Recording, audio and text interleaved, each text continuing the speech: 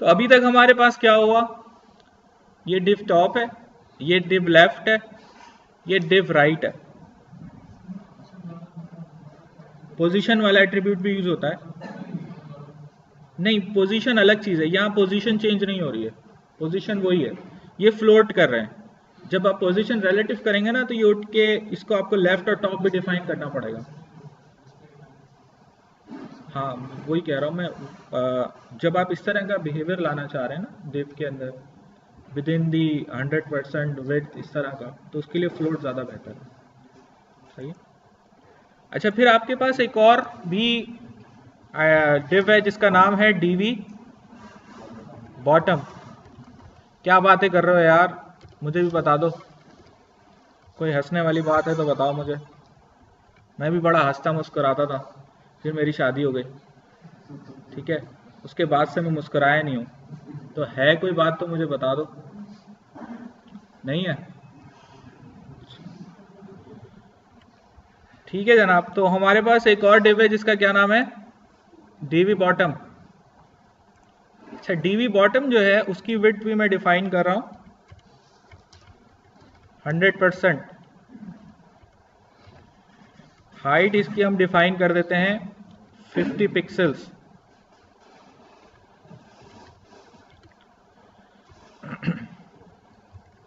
फिर इसका background colour जो है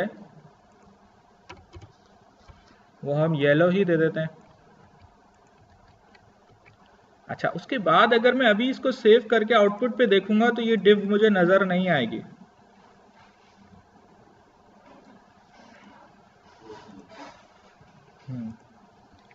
रीजन इसका ये होगा कि ये डिव जो है क्योंकि फ्लोट नहीं है, लिहाजा ये एक्चुअली स्टार्ट होगी, ये यहां से स्टार्ट हुई होगी और वो बाकी डिव्स के पीछे छुप जाएगी। लिहाजा यहां पे भी आपको फ्लोट डिफाइन करना पड़ेगा। हाँ, राइट भी ले सकते हैं, मैं बताता हूँ अभी। लेकिन फ्लोट मैंने लेफ्ट लिया तो ये यहाँ आ गया। लेट सपोज मैं यहाँ लेफ्ट नहीं लेता, राइट ले लेता हूँ। ये मैंने राइट ले लिया, मिडिल वालों में। जब मैंने राइट लूंगा तो नतीजा क्या होगा कि वो जो डिव लेफ्ट है वो राइट साइड पे फ्लोट करेगी, क्योंकि वो ऊपर है तो उसकी प्रायोरिटी हाई है। और वो डिव राइट भी राइट साइड से इंटर होगी रॉ के अंदर, तो वो इस तरफ आ जाएगी। तो या तो आप लेफ्ट दे दें या राइट दे दें, डिपेंड करता है कि आप किस किस्म का स्ट्रक्चर बनाना चाह रहे हैं। हाँ, ये मत करिएगा कि एक को लेफ्ट दे दें एक को राइट दे दें, या कोई और सेंटर दे दें या टॉप दे दें, क्योंकि वो इसके ऊपर एरर तो कोई नहीं आएगा लेकिन उसका इफेक्ट अजीब व गरीब सा होगा। ठीक है, या तो लेफ्ट करते हैं हम फ्लोट या राइट करते हैं। हाँ ठीक है, उसको भी फ्लोट लेफ्ट करते, लेकिन हमें ये चीज इस चीज को मेक श्योर करना होता है कि तीनों की जो कंबाइंड विड्थ है वो 100 या 100 से लेस है। अगर ज्यादा हो गई, फॉर एग्जाम्पल मैंने यहाँ 75 के बजाय 85 कर दिया, तो अब दोनों की जो कंबाइंड विड्थ है वो ग्रेटर देन 100 है, लिहाजा वो एक रॉ में नहीं आ सकते, अब चाहे आप फ्लोट करें या ना करें। ठीक है, तो इस चीज, हाँ, फ्लोट नहीं यूज करें तो फिर जो डिफॉल्ट एट्रीब्यूट है डिव का, यानी कि एक डिव होगी उसके बाद फिर दूसरी नीचे, उसके बाद शुरू होगी तीसरी, उसके बाद शुरू होगी।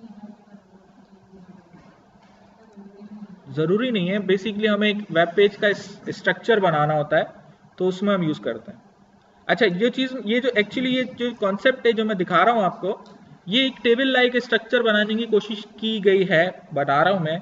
और ये हमारा लेटेस्ट ट्रेंड है वेब पेज डेवलपमेंट का कि हम टेबल्स नहीं यूज करते बल्कि हम जो है वो डिव्स यूज करते हैं। रीजन क्या है, देखें, अगर आप टेबल TR TD यूज करते हैं तो अगर दो कॉलम है एक रो है तो उसमें एक टेबल का टैग होगा, दो TR के ओपनिंग क्लोजिंग, TD दो opening closing, number of tag ज्यादा है, पेज का साइज ज्यादा, चाहे केबीज में ही हो।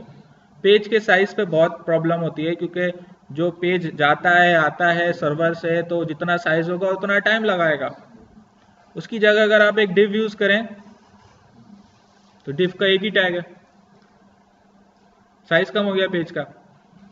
दूसरी इंपॉर्टेंट चीज क्या है, अगर आप देखें दो डिव्स के दरमियान आपको स्मूथनेस अगर आप देखें तो जहां पे ये एक डिव के बाद दूसरी डिव शुरू हो रही है तो बहुत ही जो कॉर्नर है, जो लाइन है, वो बहुत ही स्मूथ है, आपको नजर कोई इस तरह की चीज नजर नहीं आ रही है। हालांकि अगर आप टेबल टीडी में देखें तो आपको हल्का सा वहां पे पैडिंग मौजूद होती है जो कि आपको नजर आ रही होती है, बॉर्डर मौजूद होती है, चाहे आप जीरो कर लें। तो इस वजह से डिव ज्यादा प्रेफर की जाती है, लेकिन इसके लिए आपको CSS यूज करना जरूरी है। यानी अगर मैं सिंपल ये करूं कि यहां पर वेब पेज के ऊपर जाके ये लिंक हटा दूं तो अभी ये वेब पेज का तो कुछ भी नहीं होगा, खाली डिव्स होंगे इसमें, क्योंकि इसमें कोई भी चीज मैंने इसमें डिफाइंड नहीं की है। ठीक है। अच्छा, अब हमारे पास कुछ और भी एट्रीब्यूट्स हैं जो हम यहाँ अप्लाई कर सकते हैं, यूज कर सकते हैं। जैसे कि मैं यहाँ पे लिख रहा हूँ बॉर्डर रेडियस। अच्छा, बॉर्डर रेडियस जो है वो CSS3 का एट्रीब्यूट है। अब ये CSS3 क्या चीज है, जिस तरह HTML5 की लास्ट टाइम मैंने बात की थी कि वो उसमें कुछ नए टैग्स हैं जो कि तमाम ब्राउजर सपोर्ट नहीं कर रहे, बिल्कुल ऐसे ही CSS के भी कुछ नए एट्रीब्यूट्स आए जिसको CSS3 एट्रीब्यूट कहा जाता है, जो कि अभी तमाम ब्राउजर सपोर्ट नहीं करते, मेजॉरिटी करते हैं।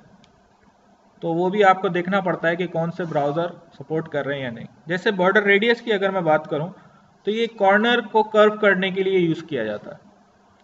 बॉर्डर रेडियस जैसे कॉलन करके मैं यहां पे डिफाइन कर देता हूं 10 पिक्सल। ठीक है, और ये मैंने किस में लिखा है, डीवी टॉप के अंदर। अगर इसका आप आउटपुट देखेंगे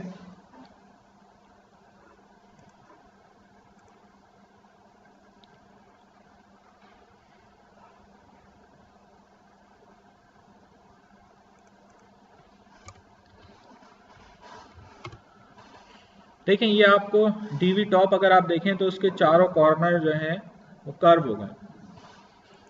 अच्छा, मैं चाह रहा हूं कि चारों डिफरेंट तरीके से कर्व हो, तो मैं इस तरीके से दे सकता हूं 10 पिक्सल्स 10 पिक्सल्स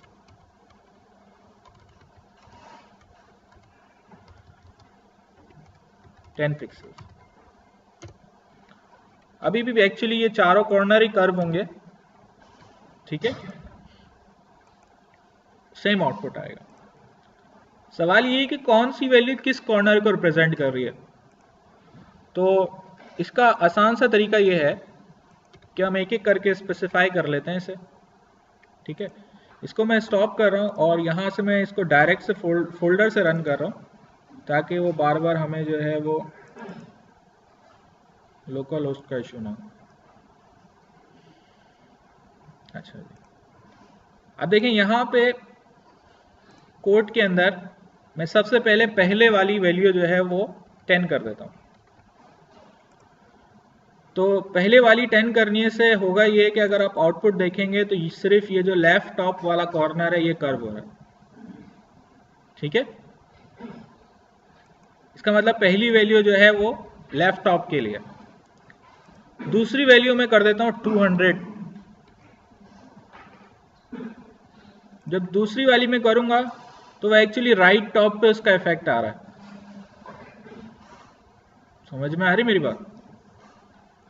आप 200 के बजाय अगर यहां 500 कर दें तो ये कर्व मजीद चेंज हो जाएगा।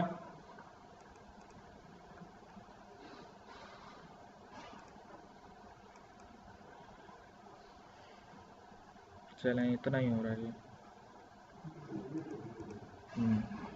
अच्छा, तीसरी वैल्यू को मैं चेंज नहीं करता जो कि राइट बॉटम के लिए, ना ही मैं चौथी वैल्यू को चेंज करता हूं जो कि लेफ्ट बॉटम के लिए। सही है? या चलें अगर हमें चेंज करना हो तो इसको हम जो है वो सिंपल 10 रहने देते हैं और इसको 200 कर देते हैं। इसको जब आप 200 करेंगे तो तीसरा कॉर्नर जो है वो कर्व हो जाएगा, राइट बॉटम वाला। सही है? फिर यही बॉर्डर रेडियस जो है वो मैं ले आता हूं डिव राइट के अंदर। सही है? और इसमें ये जो पहली वैल्यू है यहां पर मैं 200 लिख देता हूं और इधर 0 कर देता हूं। नतीजे में यहां पर कर्व आ जाएगा। सही है। अच्छा, इसी तरीके से ये वाला जो है, जो सॉरी थर्ड वाला जो है, इसको अगर मैं 200 कर दूंगा तो यहां कर्व आ जाएगा। मेरी बात समझ में आ रही है? फिर बॉर्डर रेडियस का एट्रीब्यूट आप चाहें तो डिफ बॉटम पे अप्लाई कर दें और यहां पे जनाब आप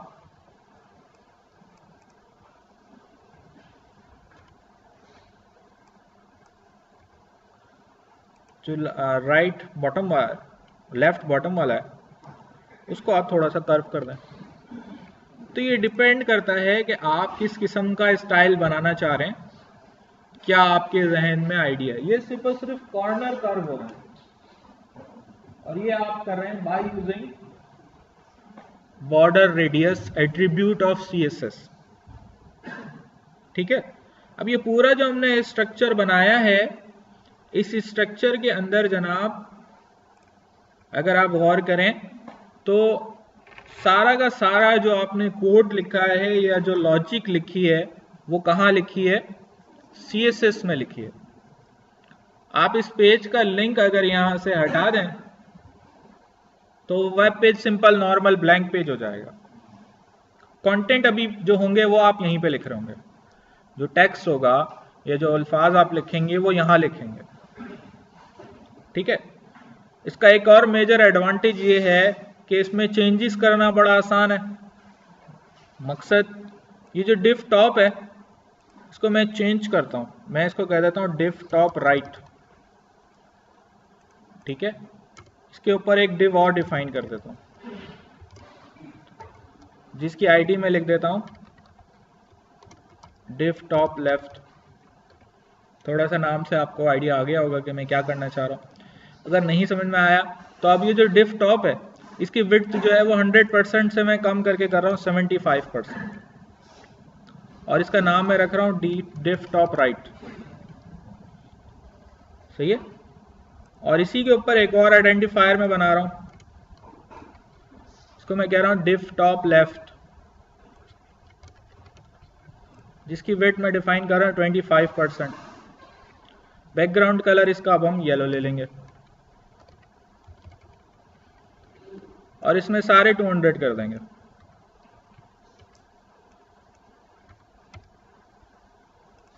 अच्छा, 25 और 200 जो हैं दोनों को एक साथ करने के लिए हमें एक काम ही करना होगा कि इसमें लगाना पड़ेगा हमें फ्लोट लेफ्ट का एट्रीब्यूट या राइट का एट्रीब्यूट।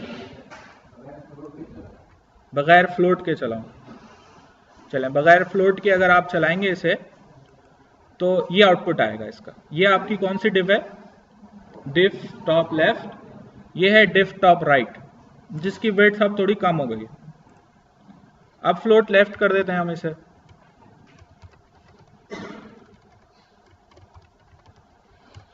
फ्लोट लेफ्ट हमने इसमें भी लगा दिया और फ्लोट लेफ्ट हमने इसमें भी लगा दिया, डिपेंडिंग ऑन कि आप क्या सिचुएशन चाह रहे हैं।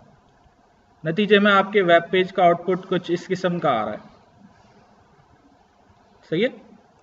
फर्दर आप चाहें तो जो राइट वाली डिव है उसमें ये जो आपके 100 है उसको भी 200 कर दें, इसको भी 200 कर दें। ये स्ट्रक्चर बन गया। ठीक है। फिर ये कौन सी डिव है? ये डिव लेफ्ट है। सही है। तो डिव लेफ्ट जो है उसके टॉप वाले जो दो हैं उनको कर्व करना चाह रहा हूं मैं, तो बॉर्डर रेडियस हम लेंगे यहां पर। ठीक है। और दोनों लेने के लिए मुझे कौन सा चाहिए? राइट टॉप लेफ्ट टॉप, शुरू के दोनों, बाकी 0 0 कर दें। नतीजे में आपके वेब पेज का आउटपुट कुछ इस किस्म का होगा। ठीक है। अभी आपके पास वही डिव्स हैं, सेम वही divs हैं, आपने सिंपल CSS के कुछ एट्रीब्यूट्स यूज करके उनका जो लुक है वो थोड़ा सा कर्वी कर दिया है, चेंज कर दिया।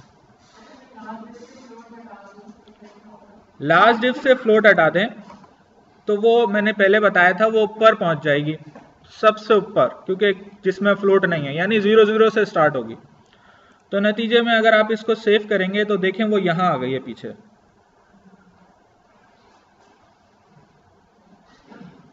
ठीक है, आप इस चीज को एज अ अपना स्टाइल भी यूज कर सकते हैं।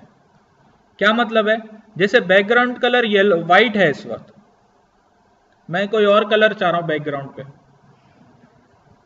ठीक है, जैसे मैं ये करता हूं कि ये जो डिफ बॉटम है इसकी हाइट जो है मैं अगर 600 कर दूं तो ये पूरे पेज पे आ जाएगी, और क्योंकि इसमें फ्लोट नहीं है तो वो उन तमाम डिव्स के पीछे आ जाएगी। ठीक है, लिहाजा अगर इसमें मैंने कोई कलर डिफाइंड किया, जैसे कि मैं यहां पे ले लेता हूं लाइट ग्रीन, तो वेब पेज पे, पूरे के पूरे वेब पेज पे ग्रीन जो है वो एज अ बैकग्राउंड कलर आ जाएगा, पीछे आ जाएगा ना सबके, और उसका कलर ग्रीन है। ठीक है, तो आप चाहें तो इस 600 को फर्दर आप 700 कर दें। देखें ये आपके वेब पेज की फाइनल शक्ल नजर आती है, और ये जो ग्रीन है ये एक्चुअली वो डिव बॉटम है जो कि पूरे पेज पे मौजूद है इस वक्त। ठीक है, 700 ज्यादा हो रहा है, इसको 650 कर देते हैं।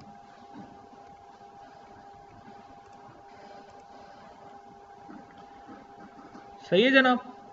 ठीक है, तो ये हमने बाय यूजिंग CSS ये एक स्ट्रक्चर बना लिया। अब इसमें सारी की सारी लॉजिक हमारी कहाँ मौजूद है, CSS में मौजूद है। ठीक है, और उसके लिए जो इंपॉर्टेंट चीज है वो क्या